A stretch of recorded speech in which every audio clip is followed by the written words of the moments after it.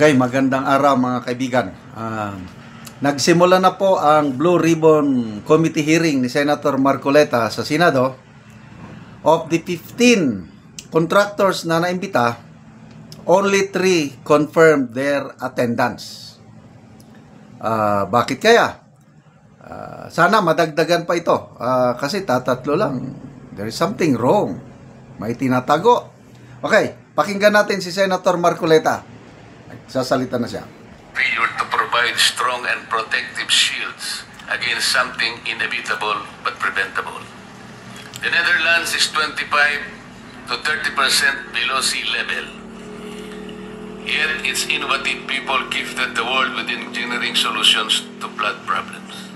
We have a choice. Either we adopt the best practices of the Netherlands or we settle a poor copy of Venice in the Orient. As members of the Senate Blue Ribbon Committee, we're duty-bound under the Constitution to conduct inquiries in aid of legislation. Our mandate extends beyond mere investigation. We must examine whether existing laws and regulations governing public procurement, project implementation, and infrastructure development are adequate and properly enforced. The potential violations under scrutiny include Government Procurement Laws, Republic Act 3019, Republic Act 6713, and various DPWH and TBM procurement guidelines and circulars. The committee seeks to, number 1, establish the facts surrounding the concentration of flood control contracts among 15 contractors and beyond, if warranted.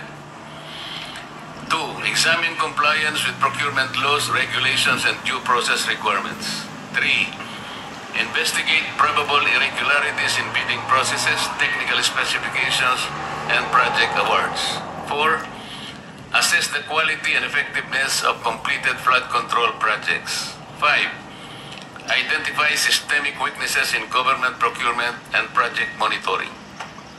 6, determine accountability for any malfeasance, misfeasance, or nonfeasance. Number 7, recommend legislative measures to prevent similar occurrences and strengthen oversight mechanisms. The committee shall conduct these proceedings guided by the following principles. Transparency. Yes. All proceedings shall be conducted in full view of the public with complete documentation and live coverage where appropriate. Due process. All resource persons and parties shall be afforded their constitutional rights, including the right to counsel and protection against self-incrimination. Impartiality. This committee approaches this inquiry without predetermined conclusions, committed only to uncovering the truth based on evidence and testimony. Public interest. Our primary consideration is the protection of public funds, the delivery of effective flood control solutions, and an end to the suffering of the Filipino people. During the course of this inquiry, we expect to hear from officials from the Department of Public Works and Highways, Yon. representatives from Department of Budget and Management, recommendations from then Commission on Audit, representatives from the 15 contractors identified by President Marcos Jr. in press conference dated 11 August 2025. We shall examine procurement documents and bidding records, project implementation reports and certifications, Yan. financial records, comparative analysis of project costs and effectiveness. Hindi madali ang usaping ito. Hindi ko rin nanaising patagilin ang pagdinig tungkol dito. Hindi ito plataforma para magpasikat o magpalakas tayo sa mga tao. Lalong hindi ito pamumulitika o pagsira sa reputasyon ng kahit sino. Nais ng komiting ito na gawing makabuluhan at produktibo ang bawat pagdinig ng ating gagawin. May I remind our resource persons to cooperate fully and answer truthfully. And please don't be too smart. Confucius said that if you are the smartest person in the room, then you are in the wrong room. I request my colleagues to efficiently manage our time as we clarify matters from our resource persons. Let us veer away from repetitive statements and questions that may unnecessarily prolong our inquiry. We owe it to our people. Tandaan natin na bawat dam o dike na itinatayo ay galing sa pera ng bawat Pilipino. Yes. Bilang mga mambabatas, responsibilidad po nating magsulong ng mga kaukulang batas na makapagpapabago sa mga nakagawian na kalakaran sa gobyerno para sa ikabubuti ng bansa. Hindi tayo narito bilang hukom na uusig sa mga naglipa ng kawatan, kundi tungkulin nating alamin at usisain ang pinaggagamitan ng ating pinasang tao ng budget. It is our duty to get to the bottom of this. Kahit sisirin pa natin ito kung kinakailangan. Wow. No stone shall be left unturned and no one shall be spared. Wow. Pagtulungan po nating hanapin ang katotohanan at tuluyang makapaglatag ng epektibo at pangmatagal ang solusyon sa suliranin natin sa pagbaha.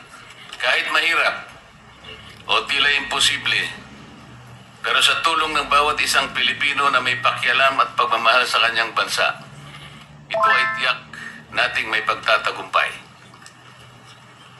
Maraming salamat po. I now Galing. declare this hearing officially open. Wow.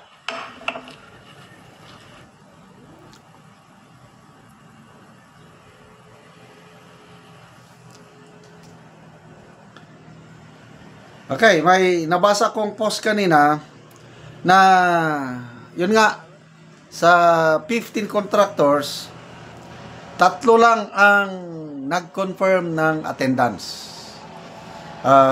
Si DPWH Secretary Manuel Bunuan nandyan na sa ano. So, antabayanan po natin at napakaganda yung unang payag ng ating chairman na hindi ito pamumulitika. I believe so. Kasi walang tinatarget na demolition job or ano. Hindi katulad ng mga Quadcom, Tricom, ano pa dyan. Dig the truth.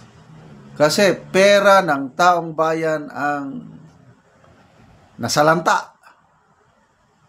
Dapat managot ang mga kawatan sa gobyerno at para maibsan na ang paghihirap ng nakakaraming Pilipino na nalulubog palagi sa baha.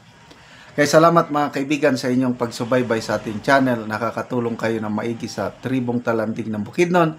Ang sweldo natin sa channel na ito is pang tulong sa tribo. Namimigay tayo ng livelihood assistance sa kanila. Nagpapatanim ng saging lakatan at Arabica coffee. Panoorin nyo ang video na ito. Sa ere ilang manang ilma, so mag-abuno sila sa ilang kape nga nahatag sa ilaha. So duha ka bangag tagtunga sa kutsara. So kining ilang abono complete og urea. So bangilid man naa sa ibabaw ang bangag. So mo na ni ang itsura sa ila sa pakabulan nga ilang kapitambok og maayo ang tubo.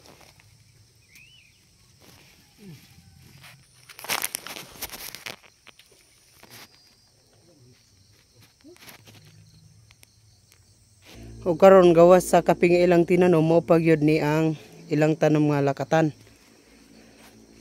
So hapit na gyud mamunga. O karon human sa pag-abono nag-spray na pod sa kape.